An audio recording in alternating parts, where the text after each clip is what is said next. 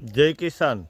તો ખેડૂત મિત્રો, શુભ દિવાળી જેવો તહેવાર હોય તો બધાને જય હિન્દ ને જય કિસાન. સાથે ખેડૂત મિત્રો, આ ઉત્સવને આજે આપણે એક શોકના માહોલ તરીકે ઉજવવાનો છે. છેલ્લા 10 વર્ષના તળિયે તમામ ખેતી પાકો હોય અને ખેડૂતોને મારવાનું એક ષડયંત્ર હાલતું હોય, ત્યારે બોટાદમાં જે થયેલ ખેડૂત માથે અત્યાચાર તેમજ બાદલપુર જૂનાગઢના જે ખેડૂત મિત્રોએ નિર્ણય લીધો છે, આ ખેડૂતોને હું સમર્થન આપું છું.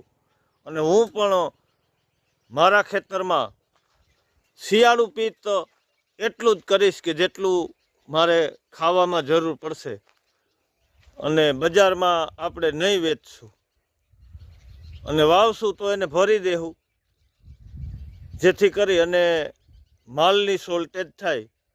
અને અત્યારે જે મગફળી તૈયાર થાય છે એ પણ હું સીધી વેચવા નહીં કાઢું, તેને પણ હું ભરી દઈશ, જેથી માલની શોર્ટેજ થાય.